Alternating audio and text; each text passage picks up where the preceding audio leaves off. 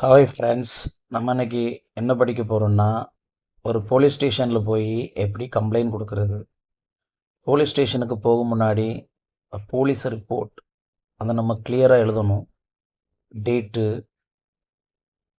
விக்டமோட name, அவங்க address, AG, அதே போல் எத்தனை அக்யூஸ்ட் இருந்தாலும் அவங்க நேமு, அவங்க ஏஜ், அவங்க அட்ரஸ்ஸு, ஸோ அந்த date of occurrence, so the place of occurrence அதெல்லாம் கிளியராக எழுதி நம்ம லோக்கல் லிமிட்டில் இருக்கக்கூடிய போலீஸ் ஸ்டேஷனுக்கு ஃபஸ்ட் அந்த ரிப்போர்ட்டை கொண்டு போகிறோம்.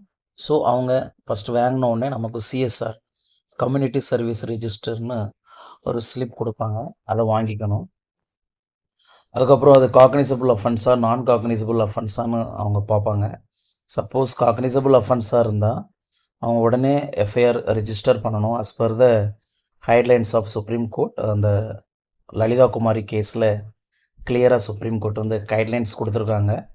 இந்த கேஸ் வந்து காக்னிசபிள் கேஸாக இருந்தால், ஸோ அந்த அஃபென்ஸ் வந்து காக்னிசபிள் அஃபென்ஸாக இருந்தால் உடனே அவங்க எஃப்ஐஆர் ரிஜிஸ்டர் பண்ணணும்.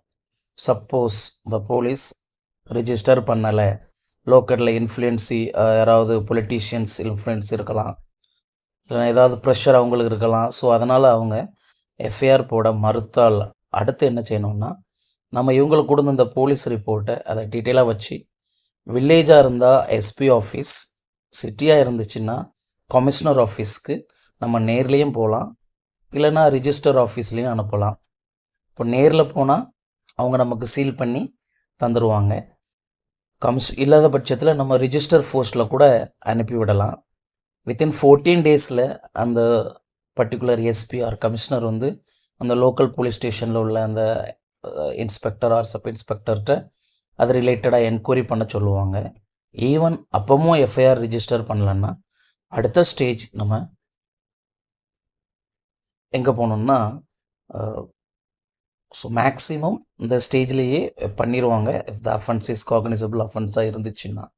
ஈவன் இங்கேயும் பண்ணலை, இங்கேயும் உங்களுக்கு நியாயம் கிடைக்கலன்னா அடுத்த ஸ்டேஜ் நீங்கள் உங்கள் ஏரியாவில் உள்ள லோக்கல் ஏரியாவில் உள்ள ஜுடிஷியல் மெஜிஸ்ட்ரேட் கோர்ட் அங்கே போய் நம்ம கம்ப்ளைண்ட் கொடுக்கலாம்.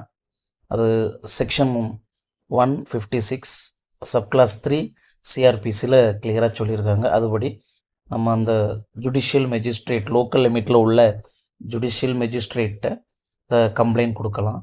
ஸோ அந்த கம்ப்ளைண்ட் கொடுக்குறப்போ நம்ம அந்த போலீஸ்கிட்ட கொடுத்த கம்ப்ளைண்ட் காப்பி, அந்த எஸ்பி ஆஃபீஸ்க்கு அனுப்பின கம்ப்ளைண்ட் காப்பி, அந்த அக்னாலஜ்மெண்ட் டியூ, நம்மகிட்ட இருக்கக்கூடிய எவிடன்ஸ் எல்லாமே நம்ம அட்டாச் பண்ணி ஜுடிஷியல் மெஜிஸ்ட்ரேட்டை கொடுக்குறோம்.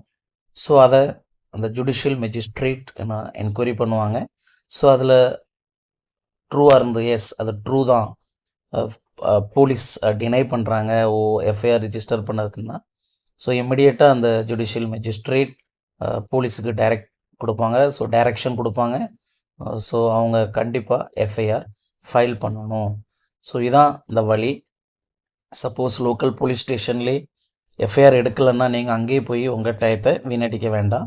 அடுத்து எஸ்பி ஆஃபீஸ், அடுத்த லெவல் லோக்கல் ஜுடிஷியல் மெஜிஸ்ட்ரேட், இப்படி 3 பிளேஸ் இருக்குது. So please follow it.